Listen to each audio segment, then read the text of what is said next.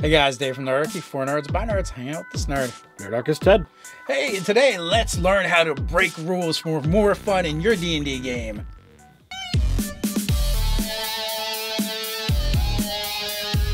We're going to start this video by thanking our sponsor, One Bookshelf.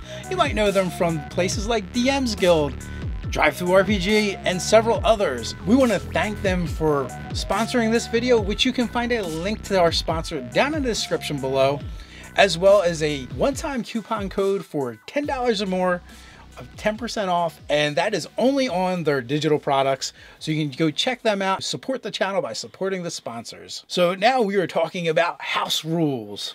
All right, so house rules, it's a big thing. I know there's some tables, they shoo them away. I only play what's written in the books. Other tables are like, no, I adore house rules, and I'm constantly changing them. I always want to add this and do this, and I want to make these fun things.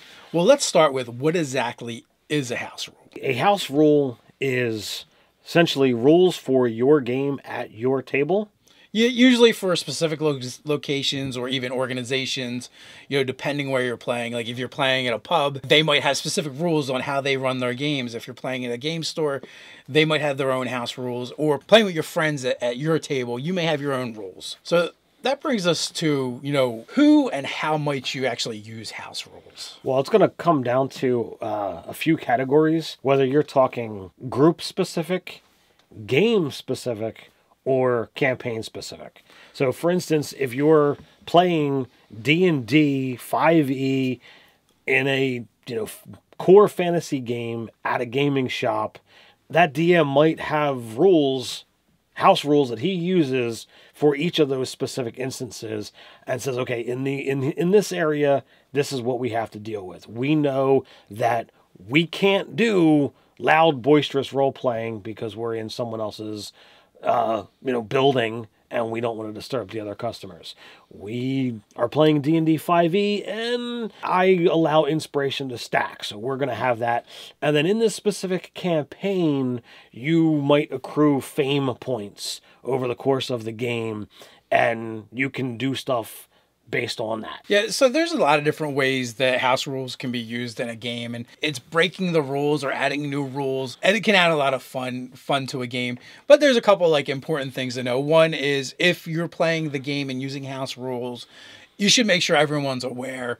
If you're doing a session 0 and you say you're using house rules for a campaign, then or a particular game, people should know the specifics beforehand. Like, oh, elves are all considered outlaws because they're all treacherous bastards, and they will be hunted down and killed. Well, your player that wants to be an elf should know that going in because the character would know about the world that he's in. So your players should have an idea as well. That would be like a campaign specific thing. I had a campaign where I built a human, and I found out when I got to the table, oh, by the way, there is no sun in this world.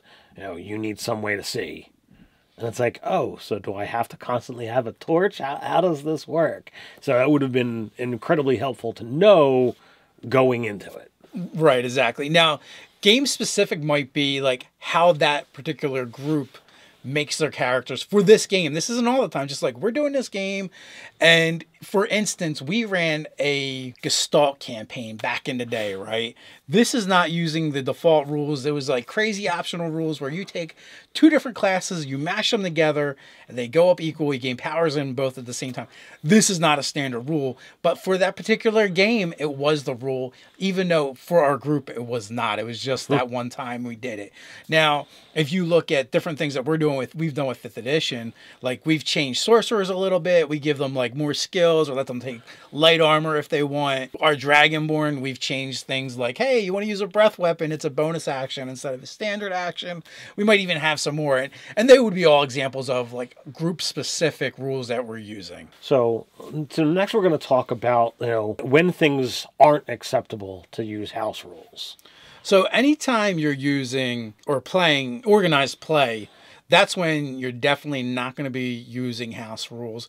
And I also feel like a lot of times if you're running any kind of organized play, they're probably not going to do this, even if it's not official, Pathfinder Society, Starfinder Society, or Adventures League. Even if you're not playing those, when you have people that are coming in, you want them to know what to expect.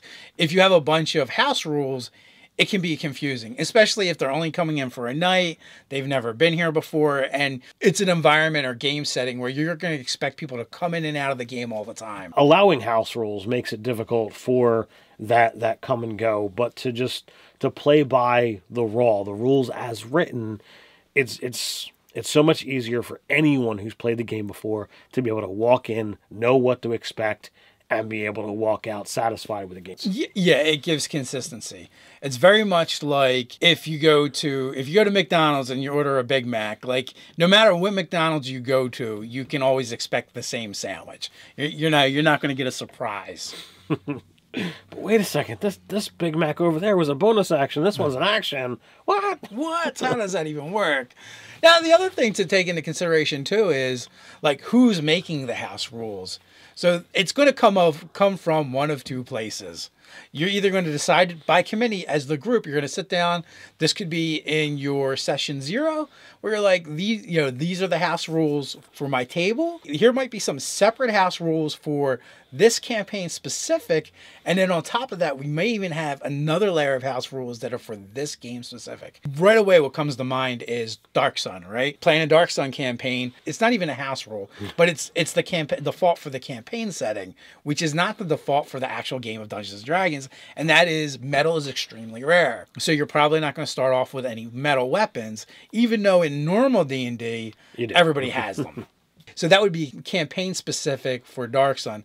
And then for that particular game, you guys might be like, well, Dark Sun is really a tough place to live. Everyone can start with 118 for their stats, and then we're going to use the standard array or roll them or whatever they decide. And that might be like a very specific house rule for that game. The other way that house rules might happen is they come about during gameplay. A situation that was unforeseen during character creation realizes, oh, well, this spell or this skill in this situation causes a big to-do or a game, possible game-breaking scenario. Or it causes a bad experience at the table that no one likes. For instance, maybe an enchantment spell cast, then, the NPCs all know they were charmed because of the rules. That's how the rules are written. But you as a group may decide, you know what, at this particular table, now we're going to implement a new group house rule. And that's like the third category. And that is enchantment spells, if they fail their saving throw, they don't know that they were charmed. And that, that would be a good example. So, that pretty much, gets you to the end of house rules, who can use them, who can't use them, kind of what they are. I think they add your own individual touch on the game. As we've said several times, it should be everyone at the table should know what they are. Some groups even go ahead and actually have a printout to be able to hand to a new player when they come to your table. Hey, by the way, these are what we're using for this game or for this world.